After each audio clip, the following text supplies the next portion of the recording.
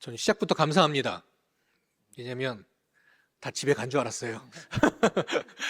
아까 밖에서 우리 젊은 집사님들하고 이야기를 하는데 마당에 이렇게 왔다 갔다 하시는 분이 없어요. 그리고 그냥 가시는 분만 보이고. 그런데 딱 문 열고 들어왔더니 우리 권사님들이 앉아 계신 모습 보고 그래도 오늘 말씀 전할 때 또 귀한 말씀 전하는데 힘이 되겠구나. 설 명절 연휴가 앞에 있습니다. 그래도 이 오후에도 하나님의 말씀을 사모하며 또 하나님께 예배하는 이 자리를 기억하고 앉아 계신 우리 성도님들, 하나님이 원하신 은혜와 평강이 가득 넘쳐나기를 주님의 이름으로 축복합니다. 오늘 부흥의 시작이라는 제목을 가지고 오늘 함께 말씀을 나눌 때 부흥이라는 단어를 떠올린다면 우리 성도님들은 어떤 느낌이 드시나요? 쉽게 말해서 이 시간, 우리가 이 시간 있는 이 시간 지금이 부흥이 일어나고 있다라고 한다면 우리 마음 가운데 우리의 느낌은 어떤 느낌인가?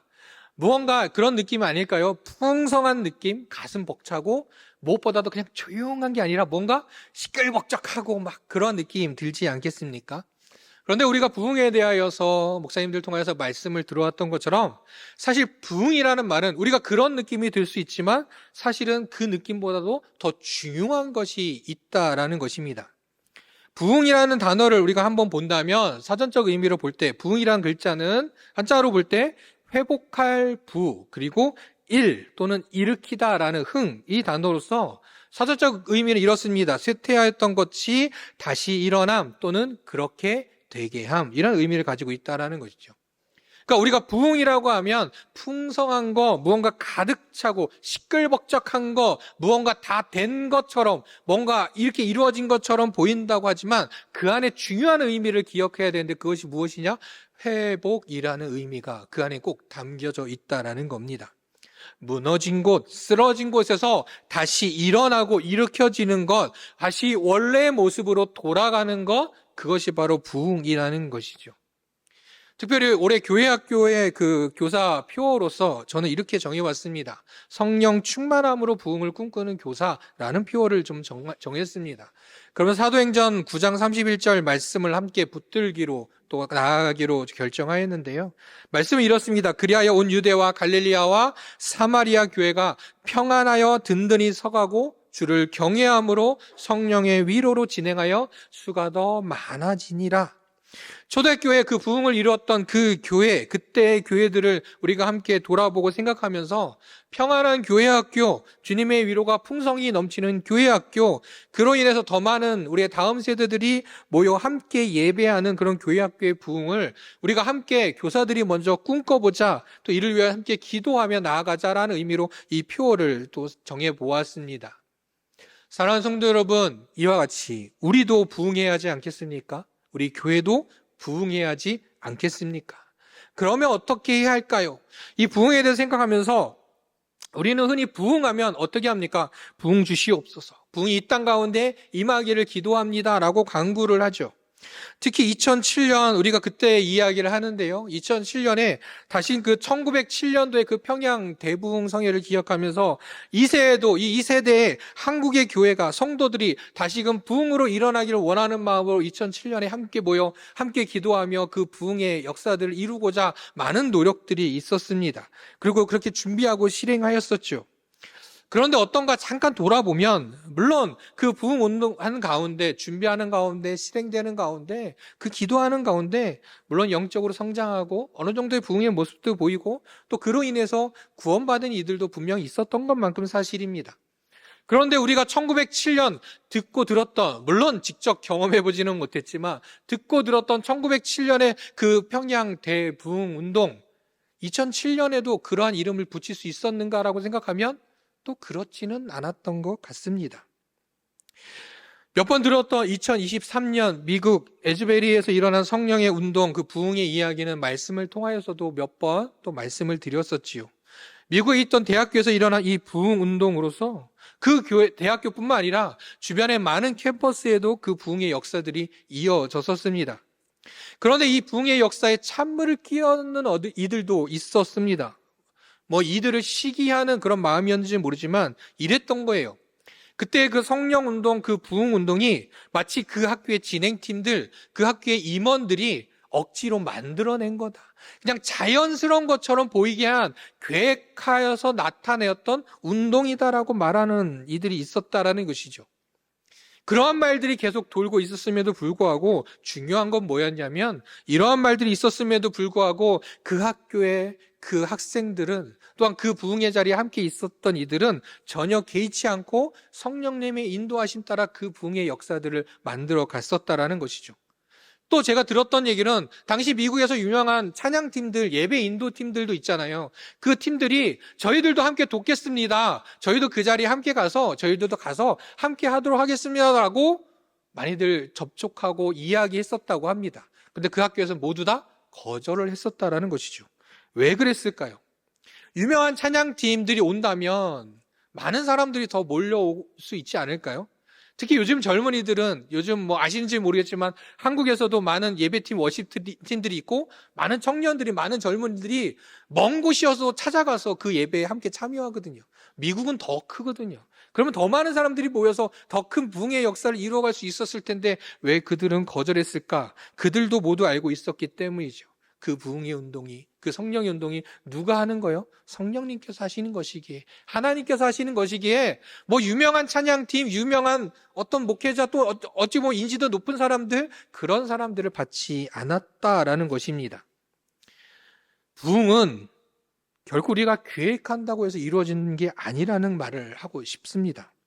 마치 우리가 무슨 사업을 할 때 그 사업이 번창하고 성공하기 위해서 어떤 이벤트를 하기도 하고 여러 수단을 사용해서 그 사업이 잘 일어나기 위해 하는 계획과 같이 이루어지는 것이 결코 부흥은 아니라는 것이죠.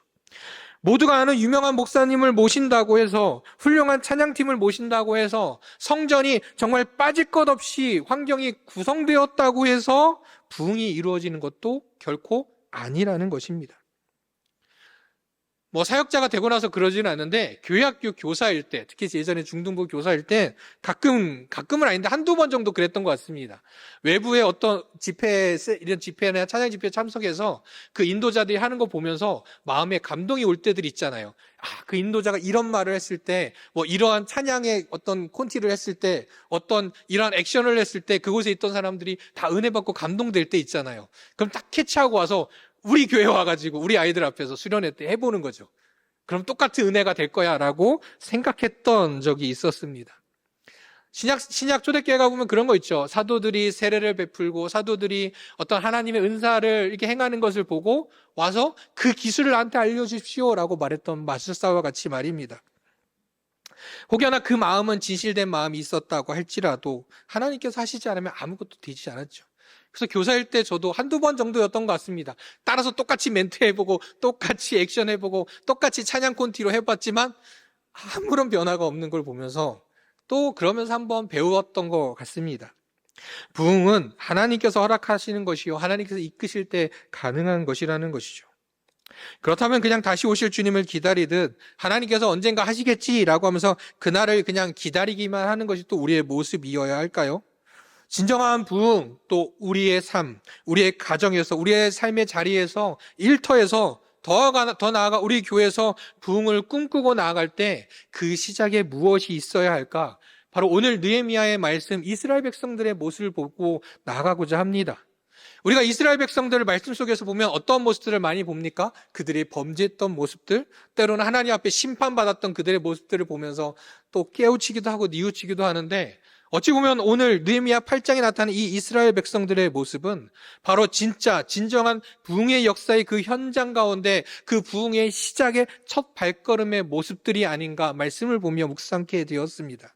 오늘 이 이스라엘 백성들의 모습을 통해서 우리도 함께 부흥을 꿈꾸는 자들로, 특별히 또 음력 설 명절이 또 새로운 또 다른 새해가 시작되는 이때에 다시금 부흥을 꿈꾸고 부흥을 향하여 한 걸음 더 나아가는 우리 믿음의 성도들이 또 우리 교회가 되는 이 시간 되기를 간절히 소망합니다.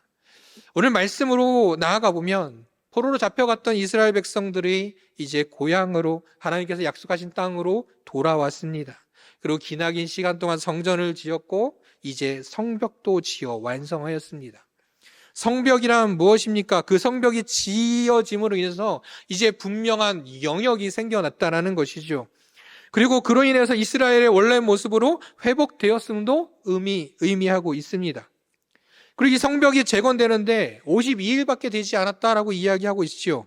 이스라엘이 다시금 재건되는 데 있어서 물론 당시에 계속 방해하는 일들도 있었고 여러 가지 어려움이 있었음에도 불구하고 이스라엘 백성들은 이 성벽을 짓는데 특별히 앞장섰던 느헤미야와 함께 이스라엘 백성들은 이스라엘의 재건, 이스라엘 회복을 꿈꾸며 속전속결해서 이 성벽도 재건하고 완성했던 것입니다. 오랜 세월 포로 생활을 마치고 돌아왔던 그 땅, 잿더미가 되어 있던 그 땅이 이제는 성전도 성벽도 그리고 그들이 살아갈 집들도 모두가 완성된 상황. 말 그대로 이스라엘, 이 나라는 이제 다시금 회복된 모습, 그 모양새는 갖추었다라는 것이죠. 다른 무엇보다도 하나님께 주신 그 약속의 땅에서 살아야 하기에 그 땅이 회복되기를 바라고 바라였던 그들의 마음이 그들의 그 열심이 되었고 그 열심으로 인해서 이제 외형적인 모든 것이 완성이 되었습니다. 이제 이 모든 것을 마치고 각자의 집으로 돌아가지요. 모든 것이 그런데 완성이 되었음에도 불구하고 이제 다 끝이 나서 행복하고 즐겁게만 살면 될 것 같은 그런 가운데서도 이들 안에 무언가 허전함이, 그들 안에 갈급함이 있었던 것이죠. 그 허전함과 그 갈급함 때문에 바로 오늘 느헤미야 8장에 보이는 것처럼 그들이 다시 모였습니다. 오늘 8장 1절 말씀에 보면 일곱째 달에 이르러 모든 백성이 모였다라고 이야기하고 있습니다. 모든 백성이 일제히 수문학 광장에 모였다고 말합니다. 그리고 2절에 보니 언제라고 분명히 더 말해줍니다. 일곱째 달 초하루라고 말하고 있습니다. 백성들은 모두 자기 성읍, 자기 집에서 잠시 머물다가 바로 일곱째 달 첫날에 모였습니다. 자, 일곱째 달이라고 하면 이스라엘에게는 어떤 날이냐? 한 해를 시작하는 날을 의미하고 있습니다. 그렇게 첫 시작하는 달이기에 이 중요한 절기들도 모여 있는 달이기도 하죠. 이때 새해 첫날 어찌 보면 집을 나서서 바로 이들은 함께 모였던 것입니다.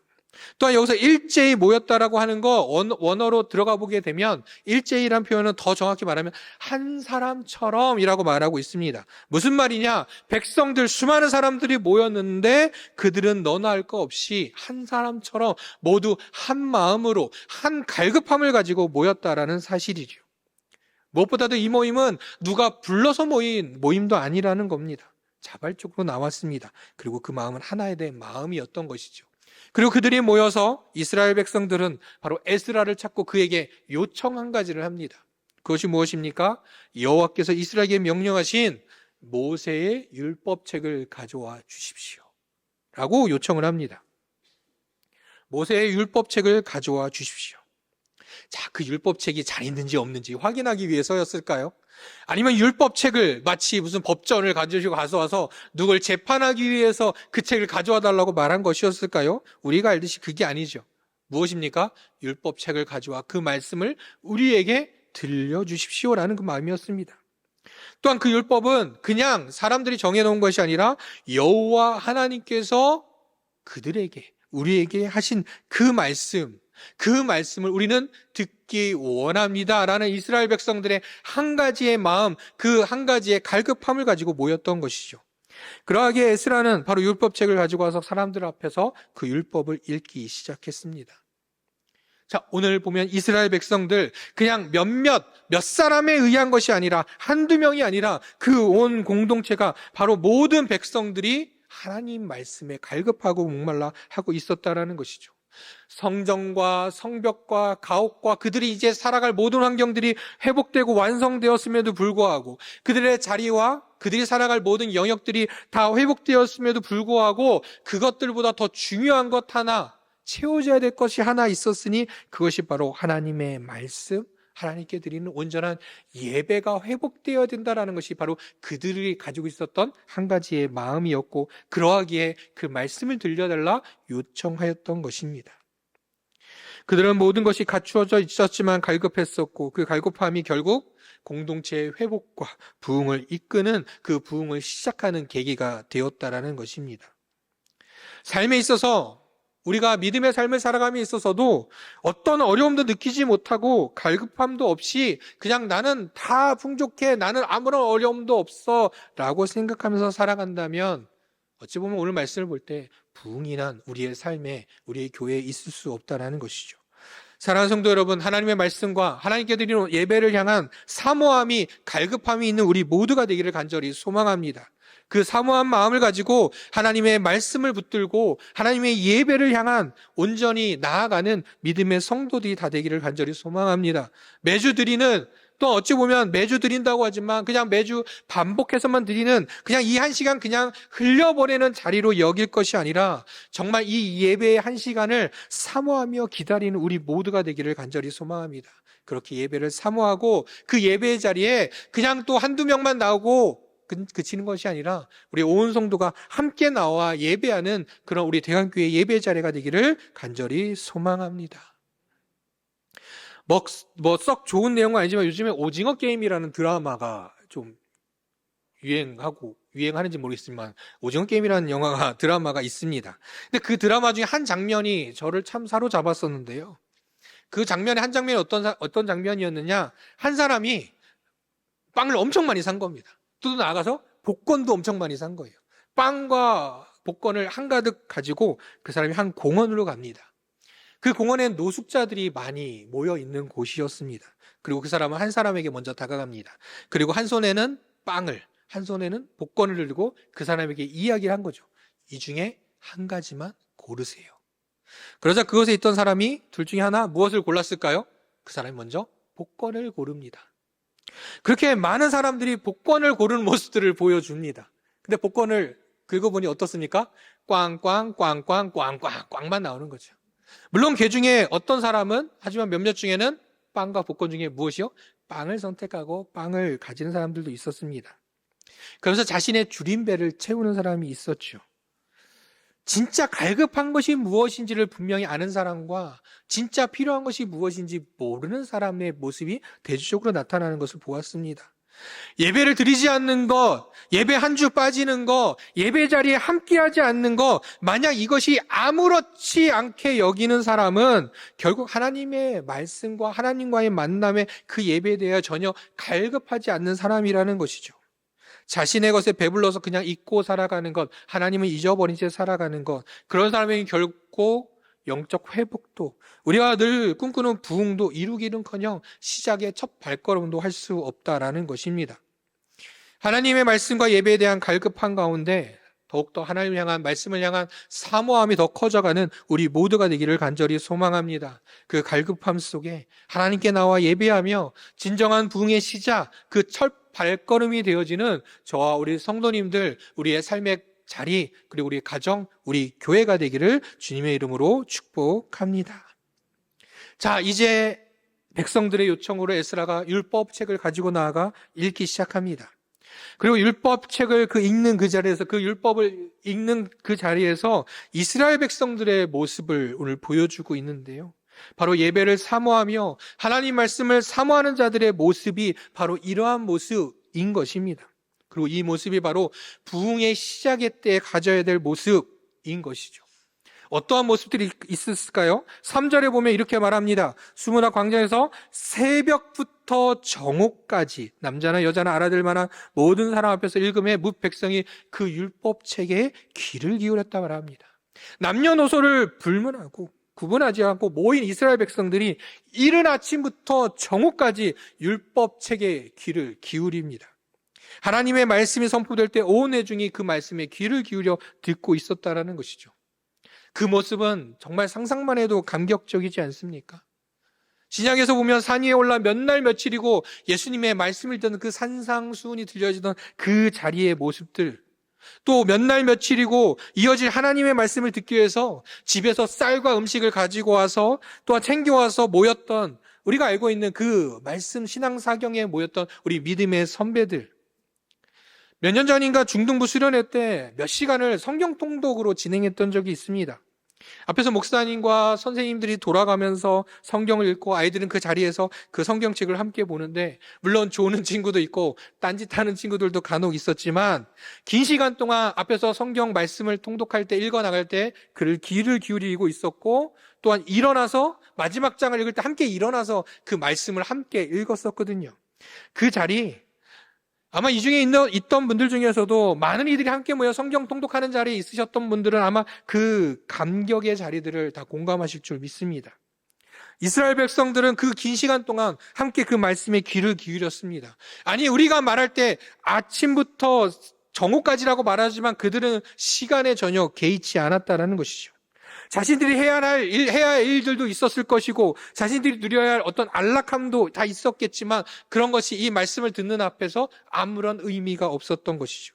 그들에게 이 시간 가장 소중한 것, 가장 귀한 것은 무엇입니까? 하나님의 말씀을 듣는 것이라고 그들은 생각했던 것이죠. 우리들도 다른 것에 연연하지 말고 가장 최우선적으로 무엇이요? 하나님 말씀에 듣기에 열심을 다하는 우리 모두가 되기를 간절히 소망합니다. 두 번째로 5절에 이렇게 보여주고 있습니다. 에스라가 모든 백성 위에 서서 그들 목전에 책을 펴니 책을 펼 때 그들의 모습이 나타납니다. 모든 백성이 다 일어나니라 라고 말합니다. 모든 백성들은 하나님의 말씀이 낭독되어지고 들려질 때 일어났습니다. 에스라가 책을 펼 때, 다시 말하면 이제 두루마리 그 율법책을 이렇게 줄줄줄 펼 때 모든 백성들은 다 일어났다는 것이죠. 새벽부터 정오까지 말씀을 들은 이들이었는데 시간을 넘어서 어떤 그 긴 시간 동안 들었다라는 것, 그것도 넘어서 이스라엘 백성들은 일어나 그 말씀을 들었습니다. 왜요? 하나님의 말씀에 대한 경외의 표시로, 경외의 마음으로 일어났었다라는 것이죠. 거룩한 하나님의 말씀을 듣는데 당연히 내가 앉아있을 수는 없다라는 것이죠.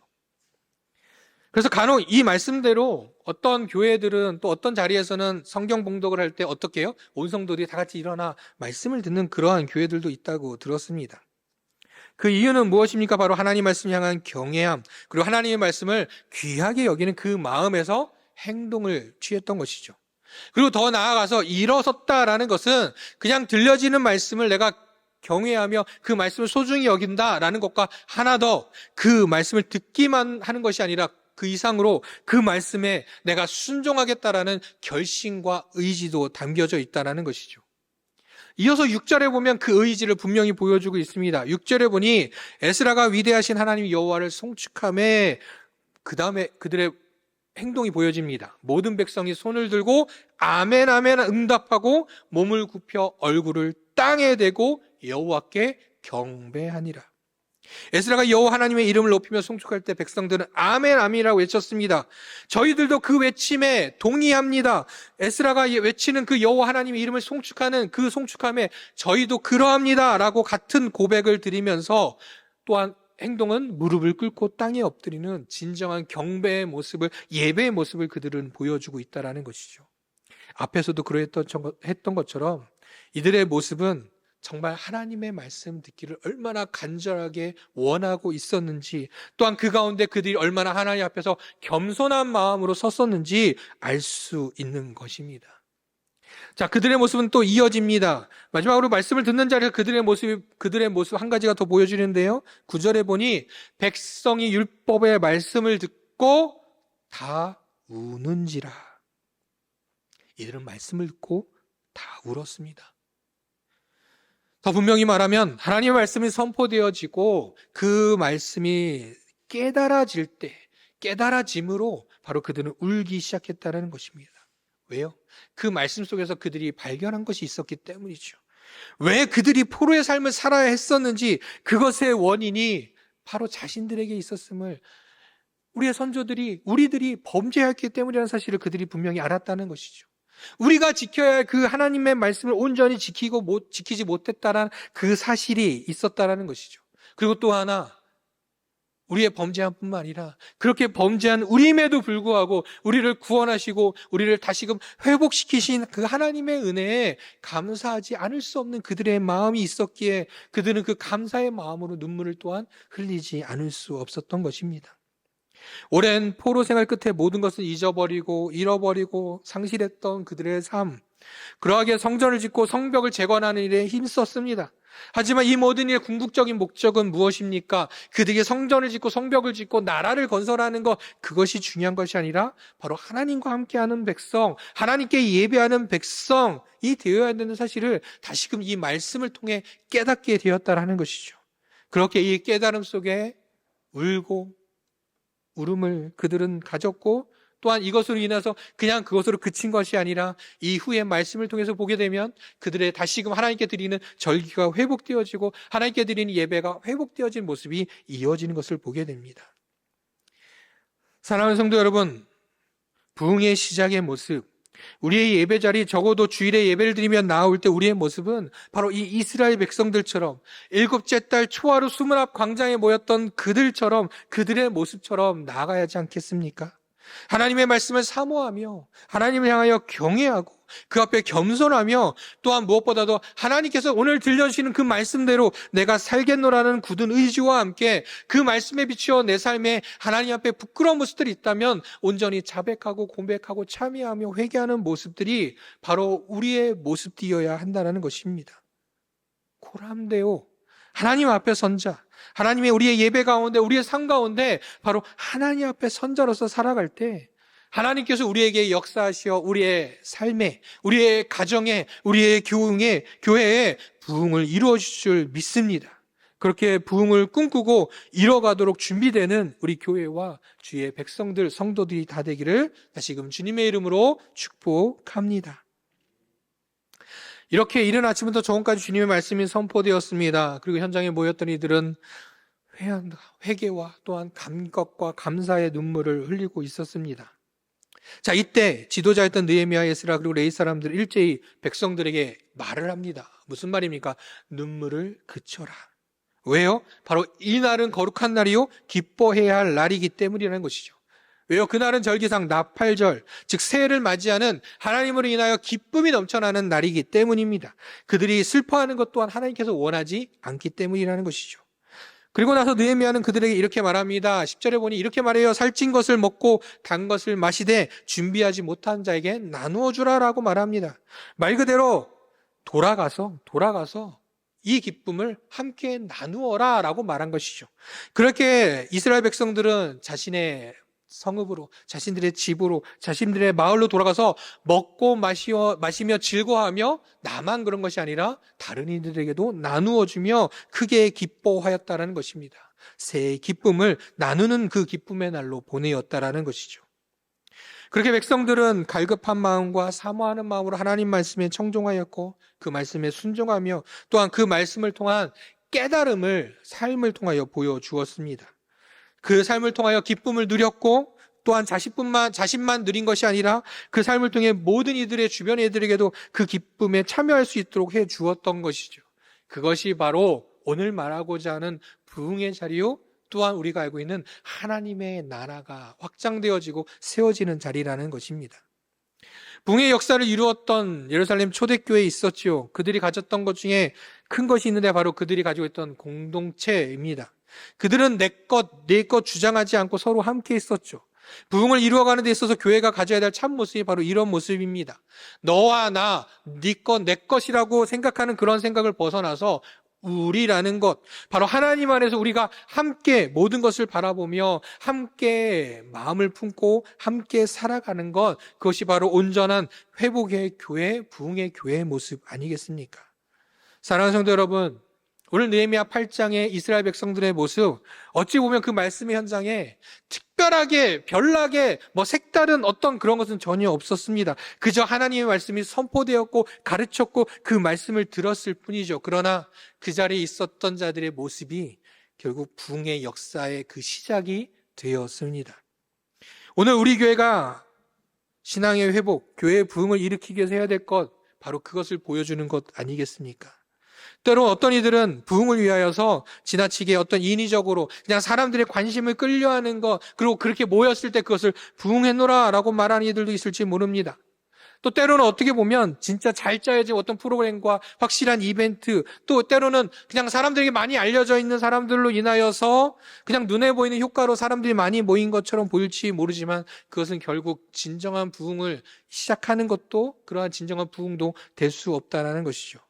부흥의 시작, 또 새롭게 시작하는 또 한 해의 시작이라고 말하는 이때에 부흥에 있어서 중요한 것은 무엇입니까? 오늘 말씀 보면서 우리 온 성도가 하나님의 말씀과 예배를 사모하는 것, 그 예배의 자리에 또한 말씀을 경외하며 말씀을 듣기를, 또 말씀을 삶의 자리로 나아갈 수 있도록 우리의 삶을 회복하는 것, 그것이 중요하다는 사실입니다.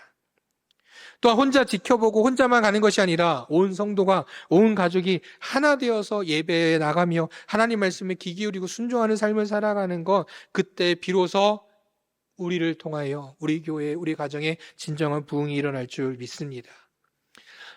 기나긴 설 연휴 이번 주 진행될 텐데 하루하루 어떠한 계획들을 가지고 계십니까? 오늘 말씀을 함께 나누며 무엇보다도 이스라엘 백성들이 모여서 부흥의 시작을 이루었던 것처럼 우리의 삶과 우리 가정과 우리 교회가 다시금 영적으로 부흥하는 그 시작이 될 수 있도록 나아가기를 간절히 소망합니다.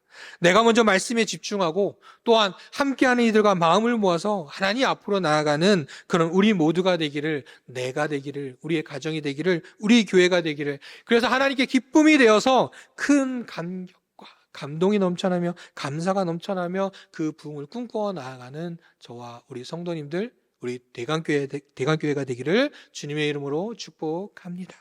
기도하겠습니다. 창조주가 되신 하나님, 하나님의 말씀을 이 시간 듣습니다. 그리고 그 말씀을 사모하며 겸손함을 가지고 아멘으로 화답하며 듣습니다. 주님, 저희의 삶에, 저희의 가정에, 저희의 교회에 부흥이 있기를 간절히 원합니다.